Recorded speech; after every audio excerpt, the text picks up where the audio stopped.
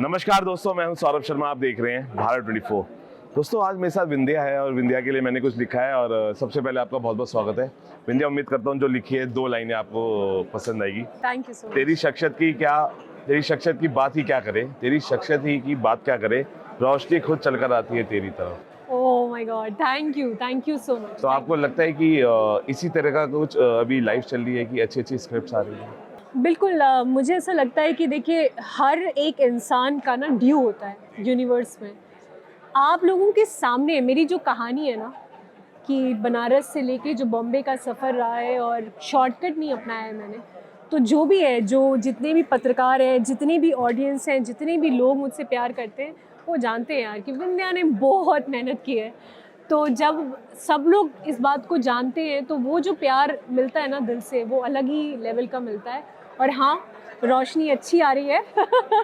Finally वो लोग मुझे वो दे रहे हैं जो मैं डिज़र्व करती हूँ, और वैसी स्क्रिप्ट्स आ रही हैं और लोग स्पेशली जब उनको लगता है तो वो कॉल आती है मेरे पास और लोग काम करना चाहते हैं मेरे साथ। तो आपको लग रहा है कि आपका जो लाइफ का कन्वर्जन है वो स्टार्ट हो गया है?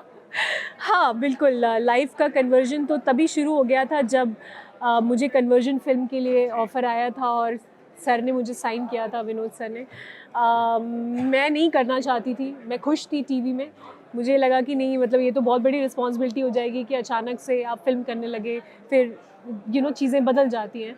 तो मैं कंफर्ट जोन में खुश थी, बट चूँकि मुझे लगता है कि मैं अपनी लाइफ बिल्कुल प्लान नहीं करती, अपने आप ही चीज़ें हो रही होती हैं। और मैंने कहा कि हर इंसान का ना, वही वी वर डिस्कसिंग अबाउट प्रारब्ध जी। तो हर इंसान का अपना एक प्रारब्ध है और कब क्या होने वाला है हमें खुद नहीं पता होता। एक हमारी प्लानिंग होती है और एक हनुमान जी की प्लानिंग होती है। तो हनुमान जी पता नहीं क्या ही प्लान करते रहते हैं और हो जाती है मैजिक चीज़ें। अच्छा, विघ्नहर्ता के लिए आपने 8-8 घंटे प्रैक्टिस की डांस के लिए। जी जी जी। कोई ऐसा और चैलेंजिंग रोल आपको लगता है कि आपने लाइफ में, बिकॉज विघ्नहर्ता गणेश के लिए मुझे जहाँ तक पता है आप रिहर्सल्स बहुत करती थी डांस प्रैक्टिस जी, क्योंकि वो शिव तांडव जी, था। जी, बिल्कुल। और उस शिव तांडव में होता क्या था कि जो मेरा लहंगा था वो 10-10 केजी का लहंगा था। जो ज्वेलरी में पहनती थी बहुत भारी ज्वेलरी होती थी, तो मेरा वेट और फिर कपड़ों का और ज्वेलरी का वेट, और शिव तांडव एक बहुत बड़ी जी, रिस्पॉन्सिबिलिटी है, बिल्कुल। क्योंकि उसमें आप गलत नहीं कर सकते। ऊपर से क्लासिकल था, तो बहुत प्रैक्टिस करनी पड़ती थी। फिर सीन भी शूट करना पड़ता था, रात को प्रैक्टिस करो। और फाइनली जिस दिन मैंने परफॉर्म किया था, उस शो की रेटिंग बहुत अच्छी आई थी, चैनल बहुत खुश हुआ था। तो हमें एज अ आर्टिस्ट, कलाकार को यही चाहिए होता है कि एक्नॉलेजमेंट मिल जाए।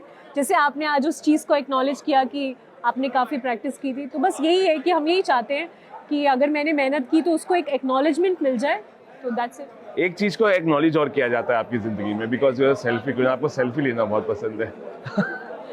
एक्चुअली मैं आपको बताऊँ, इंस्टाग्राम तो अभी फेमस हुआ है। जब इंस्टाग्राम नया नया आया था, लोगों को उसके बारे में पता भी नहीं था। तो मैं उन 10 सेलिब्रिटीज़ में से एक हूँ जिसका बहुत पहले ही ब्लू टिक हो गया था। और मुझे पता भी नहीं था कि ब्लू टिक क्या होता है। और लेकिन मुझे इंस्टाग्राम बहुत अच्छा लगता था, क्योंकि मुझे ये लगता था कि मैं अपनी ज़िंदगी जो मैं जी रही हूँ इस वक्त, ये बहुत स्पेशल है। और फ़ोटो एल्बम से बेटर है कि मैं इंस्टाग्राम पे अपनी ज़िंदगी को डालती रहूँ। हर एक फ़ोटो, हर एक पोस्ट बहुत दिल से डालती हूँ कि जिस दिन मैं इस दुनिया से चली जाऊँगी तो लोग एक बार मेरे पेज पे जाएंगे और देखेंगे और बोलेंगे कि इस फीलिंग के साथ विंध्या ने ये पोस्ट उस वक्त डाली थी। तो मेरे पोस्ट हमेशा बहुत स्पेशल होते हैं। अच्छा, आपको कभी लगता है कि सोशल मीडिया अब हमारी जिंदगी का एक हिस्सा है? क्या social media is also responsible image hamper? आपको लगता है कई बार स्टार की, स्टारडम की, जो आप जिसमें हैं, वो सोशल मीडिया हैम्पर भी कर रहा है इमेज? नहीं, मुझे ऐसा नहीं लगता। मुझे लगता है कि ये एक बहुत ही पावरफुल टूल है और इसके ज़रिए आप एक तरीके से शोरील है, जब आप लोगों को दिखा सकते हो कि आपके अंदर क्या पोटेंशियल है। और आज की डेट में अगर आप क्रिएटिवली बहुत अच्छे हो, आप कॉन्फिडेंट हो, आप अपना कैमरा रखो, आप परफॉर्म करो, अगर आपके अंदर बात है, आपके अंदर टैलेंट है, तो उसको एक्नॉलेजमेंट मिलेगी। तो किसी भी चीज़ को मैं नेगेटिवली नहीं देखती। ये मेरी एक खासियत है कि कोई भी चीज़ आप मेरे सामने जीवन में रखेंगे तो मैं उसको पॉजिटिवली देखूंगी कि इससे मैक्सिमम आप क्या पोटेंशियल आप कर सकते हो, दिखा सकते हो। तो if you start thinking like that, I think everything you see as a opportunity.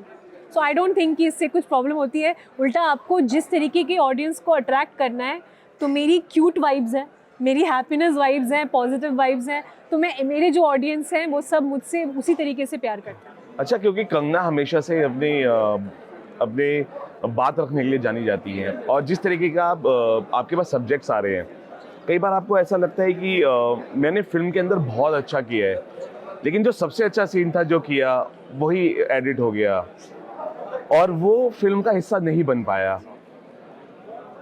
अब जो लड़ाई है वो OTT वर्सेस बॉलीवुड हम बात करते हैं, तो आपको लगता है कि कई बार चीज़ें बॉलीवुड थिएटर्स पे हैम्पर होती हैं और हमारी चॉइस फिर बदलती है उसको OTT पे लाने की? कई बार ऐसा महसूस हुआ कि थिएटर का release is a good release, लेकिन जब आप सब कुछ नहीं अपनी बात को रख पा रहे हो, दिखा नहीं पा रहे हो, तो आप OTT पे ट्रांसफर होते हो। तो कई बार ऐसा लगा मेरी इस फिल्म में बहुत दमदार चीज़ें थी, इसको OTT पे आती तो और दमदार होती। नहीं बिल्कुल, मेरे एक दो सीन बहुत दमदार थे जिसको एडिट कर दिया गया, जिसको मैंने वन गो में किया था। आज भी मेरे पास वो है, लेकिन उसको कहीं हम डाल नहीं पाए उस फिल्म में, क्योंकि सेंसर की काफ़ी कैचियाँ चल गई उस पर। तो हाँ, एज एन एक्टर मुझे थोड़ी तकलीफ़ तो होती है, क्योंकि देखिए हम लोग तो एक्टर हैं, हमें तो परफॉर्म करना है। और मैं रोज़ 4 बजे सुबह उठती थी, बनारस में हम लोग शूट कर रहे थे, तो 4 बजे उठती थी, मुझे लगता था मेरा एग्ज़ाम चल रहा है, वापस वही स्कूल वाली विंध्या है। तो उसको मैंने तैयार किया था, प्रॉपर श्लोक था, बहुत कुछ था उसमें, बट वो नहीं दिखा पाए। तो डेफिनेटली थोड़े कॉम्प्रोमाइज़ होते हैं, बट कोई ना, मैं इसको भी पॉजिटिवली लेती हूँ कि शायद इसमें कुछ चीज़ें होंगी जो शायद समाज के लिए ठीक ना हो, इसलिए शायद कैची कट गई। और जब एक और वक्त आएगा, कोई और फिल्म आएगी, मे बी इस फिल्म या may be next time, it's always the next time, तो मैं उसमें परफॉर्म करूँगी, मैं करती रहूँगी, मैं हार नहीं मानूंगी, मैं करती रहूँगी। कभी ना कभी कुछ ना कुछ सीन ऐसा आएगा, लोगों को ये पता चल जाएगा कि भाई बात तो है इसमें। विंध्या तिवारी, क्या बात है तुम्हारी। देखिए, पुष्पा 2 ने बिहार को कैटर किया, आप देखा आपने कितना अच्छा रिस्पॉन्स था, ट्रेलर लॉन्च हुआ। मैं नेटवर्कर की बात करूं, कौन सी ऑडियंस को आप कैटर कर रहे हैं? क्योंकि बहुत सारे ऐसी रिलीजेस होती है, ट्रेलर लॉन्चेस होते हैं जो बहुत सरप्राइजिंग होते हैं। तो आपको क्या लगता है, जब नेटवर्कर कौन सी स्टेट में अगर हम कैटर करेंगे audience, will get a good response? देखिए, ज़्यादातर जो स्कैम हो रहे हैं ना, उसका हिस्सा जो बनते हैं वो है मिडिल क्लास। और यूपी, बिहार, आप देखोगे इन सब जगहों पे ज़्यादा स्कैम होते हैं, और स्कैम कर कर के कंपनियां भाग रही हैं। अभी कुछ दिनों पहले की बात है, मैं अभी 15-20 दिन पुरानी बात है, कि पता चला कि एक मेट्रो सिटी में बहुत बड़ी कोई डायमंड कंपनी थी। बिल्कुल बिल्कुल, जो अभी मुंबई की बात हाँ है। जी, मुंबई की बात है। वो बहुत बड़ी कंपनी थी, लोग भारी स्तर पे उस पर इन्वेस्ट कर रहे थे, और सडनली वो गायब हो गए। किसी को विश्वास नहीं हो रहा कि इतना फ़ायदा देने के बाद वो कंपनी ऐसे कैसे भाग गई। तो ये फिल्म जो है एक तरीके से बहुत ही एंटरटेनिंग वे में बनाई गई है, कि आपको जो सीखने वाले हैं वो सीख जाएंगे कि किस तरीके से आपको इसमें फंसाया जाता है, और कैसे कैसे स्कैम प्लान होता है, और आप कैसे कैसे लालच में फंसते हो। और ज़्यादातर मिडिल क्लास लोग फंसते हैं, क्योंकि मिडिल क्लास एक ऐसी क्लास है जो कि ऊपर भी नहीं जा पा रही, नीचे भी नहीं जा सकती। बड़ी मुश्किल होती है कि वो ज़िंदगी की जो जद्दोजहद है वो बड़ी मुश्किल होती है। तो ऐसा लगता है कि कहीं एक्स्ट्रा पैसे आ जाए तो बात बने। उस चक्कर में लालच में आ जाते हैं और काफ़ी सारे स्कैम में फंस जाते हैं। तो I think I mean with this film people will get that perspective, and I wish कि हमारी फिल्म उनको ये बताए कि प्लीज़ नहीं करिए लालच। आपने कोई फेस किया है कोई ऐसी चीज़ जो आपकी रियल ज़िंदगी में हुई हो, कोई ऐसा स्कैम आपको कोशिश की गई हो करने की? नहीं, मेरे साथ एक्चुअली हम लोग तो, मेरी मम्मी प्रिंसिपल है और मेरे पिताजी लॉयर है, और हम लोग बहुत सीधी सादी ज़िंदगी जीते हैं कि मैंने काम किया, मुझे मेरे पैसे मिल गए और दैट्स इट। मुझे किसी से चाहिए नहीं, मुझे किसी को देना नहीं है। हम लोग बहुत सिंपल लाइफ जीते हैं, सॉर्टेड लाइफ है हमारी, और मैं इकलौती हूँ, तो ऐसी कोई दिक्कत नहीं है और खुश रहती हूँ। एक बार मेरे साथ ऐसा हुआ था कि मैं हमेशा ना, मुझे शॉपिंग करना बहुत पसंद है, तो मैं ऐसे ही सपने देखती रहती हूँ कि अब ना मेरे अकाउंट में अचानक से इतने पैसे आ जाएं। हम सब क्यूटली सोचते हैं। बिल्कुल। तो मैं सोच रही थी एक दिन ऐसे बैठे बैठे, तो मेरे स्टेटमेंट आया कि this much lakhs of money has been credited in your account. मैंने कहा एक सेकेंड, ये तो मेरा ही अकाउंट है, और ये सुबह सुबह हनुमान जी ने सुन ली कि मेरी, तो मैं खुश हो गई।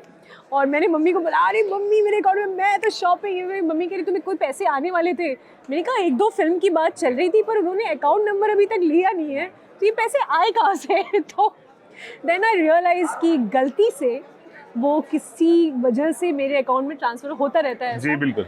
तो then the bank manager called me and is like हमारी नौकरी चली जाएगी मैम, और ये वो, आप हमारे यहाँ आइए, कॉफ़ी पीजिए। मैंने कहा आप टेंशन मत लो, मैं आ रही हूँ, मैं अकाउंट में ट्रांसफ़र कर दूँगी। तो एक बार ये फीलिंग आई थी कि मेरे पास इतने सारे लाखों रुपए ऐसे ही आ गए थे और मुझे बड़ा मज़ा आ रहा था, क्योंकि अगर मैं चाहूँ तो मैं खर्च कर सकती हूँ टेक्निकली, लेकिन ऑफ कोर्स हमारे संस्कार ऐसे नहीं है। तो अच्छा, एक छोटे से कुछ रैपिड फायर सवाल है। आपने हमेशा से ही दमदार किरदार निभाए हैं, क्या कभी ऐसा रोल मिला जो आपकी उम्मीदों पर खरा ना उतरा हो? नहीं, ऐसा कोई रोल नहीं है जो मुझे लगता है कि मुझे नहीं करना चाहिए था। सारे रोल मुझे ऐसा लगता है कि बहुत अच्छे थे। I am a lucky actor, और मुझे हमेशा ऐसे रोल मिलते हैं जो ऐसा लगता है चुन के मुझे दिए गए। टीवी इंडस्ट्री में स्ट्रगल और सक्सेस के बीच का जो सबसे कठिन फेस है आपके लिए कौन सा रहा? मेरी ज़िंदगी में मैंने डिसिप्लिन सीखा है टीवी से, और सुबह 7 के कॉल टाइम पे 6:30 बजे पहुंचने का जो डिसिप्लिन है वो टीवी ने मुझे सिखाया है। इनिशियली बहुत दिक्कत होती थी मुझे, लेकिन अब जब वो सिस्टम मेरी बॉडी में आ गया है तो मुझे लगता है मेरी ज़िंदगी आसान हो गई। अच्छा, आपको लगता है कि टीवी एक्ट्रेसेस को बॉलीवुड स्टार जितनी पहचान नहीं मिलती, क्यों? नहीं मिलती क्योंकि पहले तो ये सोचना छोड़ना पड़ेगा कि मैं तो टीवी से हूँ, टीवी से हूँ, टीवी से हूँ। ये आपका माइंडसेट है, ऐसा कुछ नहीं होता। मैंने हमेशा यही बोला है कि जो प्रारब्ध होता है वो एक ऐसी चीज़ है, डेस्टिनी। हर बच्चा अपनी डेस्टिनी लेकर आता है, हर कोई 1 in a million नहीं बन सकता, और बहुत पेशेंस चाहिए होता है, बहुत पेशेंस। अगर आपके अंदर पेशेंस है, आप सीखने की चाहत रखते हैं, तो मुझे नहीं लगता कि टीवी आपको कुछ बड़ा बनने से रोक सकता है। शाहरुख खान बहुत बड़ा एग्जाम्पल है, सुशांत सिंह राजपूत बहुत बड़ा एग्जाम्पल है। अगर आप करना चाहो तो सब कुछ मुमकिन है, कोई आपको रोक नहीं सकता। बिल्कुल। अगर आपको कोई आइकॉनिक नेगेटिव रोल ऑफर हो तो किस तरह का किरदार चुनेंगी? प्रियंका चोपड़ा फ्रॉम ऐतराज। आपके लिए अब तक के सफर में कौन सा को एक्टर आपके लिए सबसे ज्यादा इंस्पायरिंग रहा है? को एक्टर जो इंस्पायरिंग रहे हैं, मुझे तो लगता है विक्रम बहुत इंस्पायरिंग रहे हैं, विक्रम कोचर, बिकॉज बहुत कम लोगों को ये बात पता है कि ये फिल्म में हम साथ में हैं, लेकिन इसके पहले भी हम दोनों का सफ़र टीवी से शुरू हुआ है। जी। विक्रम भी टीवी करते थे, और जब टीवी करते थे तो वो मेरे ही ऑपोजिट हम दोनों मिलते थे। फिर इसके बाद एक और शो हमने किया था, उसमें भी हम दोनों एक दूसरे के ऑपोजिट थे और 1 टेक्स करते थे। बहुत रिस्पेक्ट एक दूसरे के लिए हम दोनों ने की है। विक्रम को मेरी पर्सनल लाइफ के बारे में कुछ भी नहीं पता। हम 1-1 महीना शूट किया है हमने, हम कभी बात नहीं करते। हमें सिर्फ एक्टिंग के बारे में, काम के बारे में बात करते हैं। जितनी रिस्पेक्ट एक दूसरे को दे सकते हैं वो देते हैं, वो मुझे देते हैं, मैं उन्हें देती हूँ। इसके अलावा हम एक दूसरे के बारे में कुछ भी नहीं जानते। तो मुझे लगता है कि वो एक्वेंटेंस, वो इज़्ज़त जो वो मुझे देते हैं और मैं उन्हें देती हूँ, वो बहुत ही प्रेरणा का एक स्रोत है, और आई रियली एडमायर दैट। अच्छा, फिल्म और वेब सीरीज के दौर में के टीवी कंटेंट खुद को अपडेट कर पा रहा है? नहीं कर पा रहा है। क्योंकि जब मैं टीवी करती थी तो मेरे जो भी प्रोड्यूसर्स थे, चाहे वो डीजेस क्रिएटिव यूनिट हो, या सिद्धार्थ तिवारी स्वास्तिक हो, या फिर हैट्स ऑफ हो, या फिर कोई भी प्रोडक्शन हाउस जिनके साथ मैंने काम किया है, उनकी ना क्रिएटिव विजन बहुत अलग था। वो काम करने की जो शैली थी वो बहुत अलग थी, और सही टाइम पे आई थिंक वो मेरा एक ट्रांजिशन हुआ है। क्योंकि अब जो टीवी की हालत है वो ये है कि 3 महीने भी शो चल जाए तो बहुत बड़ी बात है, और हम लोग बहुत सालों तक शोज़ अच्छे करते रहते थे, अच्छे पैसे कमाते थे, ठहराव के साथ बैंक अकाउंट में भी बहुत अच्छे खासे पैसे दिखते थे, और काम बहुत अच्छा होता था। तो हाँ, मतलब टीवी, लेकिन मुझे लगता है अभी थोड़ा ऐसा दौर चल रहा है, but you never know, TV always surprises people. लोग आज भी टीवी से बहुत कनेक्ट करते हैं। आज भी मैं कहीं भी जाती हूँ तो लोग मुझे टीवी से बहुत पहचानते हैं, लोग बहुत प्यार देते हैं। तो टीवी एक बहुत स्ट्रॉन्ग मीडियम है, लेकिन I think it will be back on track.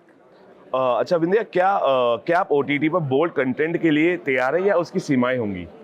TV पर OTT पर? OTT पर नहीं, मैं अभी बिल्कुल भी बोल्ड नहीं कर रही हूँ। मेरे पास इतने ऑफर्स आए हैं, मैंने कहा कि मैं बहुत पेशेंटली वेट करती हूँ, ऐसे ही रोल कर रही हूँ, चुनिंदा रोल करती हूँ।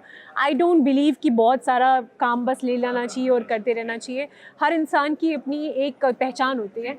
मेरी एक ऐसी पहचान है जब लोगों को ये लगता है कि ये जो रोल है ये मैं विंध्या जी के लिए ही लिख रहा हूँ और इस रोल को विंध्या ही कर सकती है, इसके अलावा कोई नहीं कर सकता। I think it comes with a lot of responsibility. लोग ऐसी रिस्पॉन्सिबिलिटी जब आपके कंधों पर देते हैं तो थोड़ा आपको भी समझदारी से चलना चाहिए। और मुझे लगता है कि एक्टिंग एक ऐसा मीडियम है जो बहुत स्ट्रॉन्ग मीडियम होता है, जहाँ पर आप अपनी आँखों से बहुत कुछ कह सकते हैं, आप अपनी शैली से बहुत कुछ कह सकते हैं, उस कैरेक्टर में घुसकर बहुत कुछ कह सकते हैं। तो I am concentrating on the contents more of doing all of the bold content. With due respect, everybody has a journey, but I don't want to do bold content. आखिरी 2 सवाल, स्टारडम और पर्सनल लाइफ के बीच balance बनाना कितना मुश्किल होता है? मेरे लिए बिल्कुल मुश्किल नहीं है। उसका रीज़न ये है कि मेरे मम्मी पापा बहुत सपोर्ट करते हैं और मैं खुद पूरे टाइम ना, हमारी पूरी फैमिली इसी में लगी रहती है कि बेटी ये हो जाए, बेटी का ये हो जाए, बेटी। तो हर लोगों ने मुझे बहुत प्रायोरिटी पे रखा हुआ है और मैंने खुद को भी प्रायोरिटी पे रखा हुआ है, क्योंकि इतनी परिश्रम आप नहीं करोगे तो ये प्रोफेशन इतना आसान नहीं है। बहुत ही पेचीदा प्रोफेशन है। 1 in a million बनना आसान नहीं होता। लोग ग्लैमर की बातें करते हैं, ग्लैमर सिर्फ 5% है, 95% मेहनत है, डेडिकेशन है, पैशन है, उठना है, डिसिप्लिन है, जिम है, लोगों से बात करना है, बहुत कुछ है।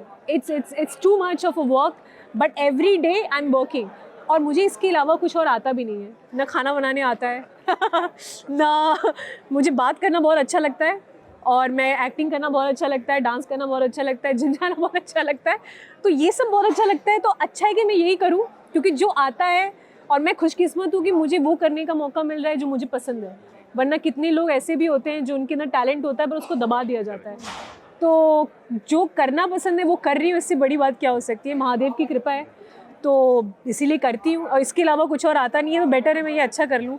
आपके लिए सबसे इमोशनल मोमेंट कौन सा है जिंदगी का?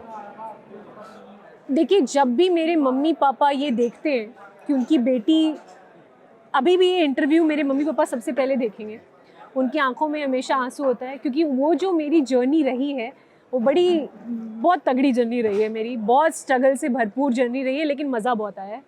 और जब वो देखते हैं कि मुझे वो इज़्ज़त मिल रही है, मेरी मम्मी कहीं जाती हैं तो सेट पे सारे लोग उनका पैर छूते हैं, लोग बात करते हैं उनसे, आके मेरे बारे में बताते हैं, तो मेरी मम्मी को बहुत अच्छा फ़ील होता है, मेरे पापा को बहुत अच्छा फ़ील होता है। बनारस में लोग उनको बहुत अलग नज़रिए से देखते हैं, तो वही मेरे लिए इमोशनल मोमेंट होता है। और मुझे लगता है कि बनारस को की जो आर्ट है, जो कल्चर है, वो पूरी दुनिया को पता चलना चाहिए, और जब लोग प्यार देते हैं तो अच्छा लगता है। यही है। इस नेटवर्क के लिए क्या करें, बिकॉज जिस नेटवर्क में मैं आप हैं उसके जो सिग्नल्स है बहुत स्ट्रॉन्ग है और जो आज हमने देखे, what all you have to say about this strong signals and strong pillars of your network? Networker is a film जो कि बहुत आपको अंदर तक झकझोर कर रखने वाली है, क्योंकि ये बहुत बड़े बड़े स्कैम की पोल पट्टी खोलने वाली है। ऐसे ऐसे स्कैम जहाँ पर आप फंस रहे हैं, आप आगे भी फंसेंगे, तो मत फंसिए। लालच अच्छी चीज़ नहीं होती है, और इस फिल्म को जब आप देखेंगे तो आपको समझ में आएगा कि कई बार आपकी ज़िंदगी में ऐसे मोमेंट्स आए हैं, लेकिन ज़िंदगी अगर आपको मिली है तो उसमें आप परेशान मत होइए। अगर आप कभी फंसे हैं या फंस चुके हैं तो ये को देखकर आपको पता चलेगा कि आप अपने आप को निकाल भी सकते हैं इससे बाहर। तो आप ज़रूर देखिए इस नेटवर्क को। बिल्कुल, जितना मैं विंध्या को समझ पाया हूँ अपने इंटरव्यू के माध्यम से, विद्या जाते जाते यही कहना चाहूँगा, मंजिलें हिलती है हिलने दो, विंध्या का निशाना अर्जुन के तीर जैसा है। और जो स्क्रिप्ट्स में आप अपनी चॉइस ऑफ स्क्रिप्ट्स कर रहे हैं, दैट इज़ कमेंडेबल, और बहुत तारीफ़ आपकी करनी चाहिए कि बहुत सारे ऐसे स्टार्स होते हैं जो ऐसी फिल्में नहीं करते हैं, वो स्टारडम को चुनते हैं, कंटेंट को नहीं चुनते, लेकिन आप उनमें से एक हैं जो कंटेंट को चुनती है। स्टारडम अपने आप आ जाएगा जब अच्छे कंटेंट की फिल्म आप लेके आएंगे। Thank you talking to us, हमसे बात करने बहुत बहुत शुक्रिया। Thank you so much. चलिए फिलहाल के लिए अभी इतना ही, आप बने रहिए भारत 24 के साथ।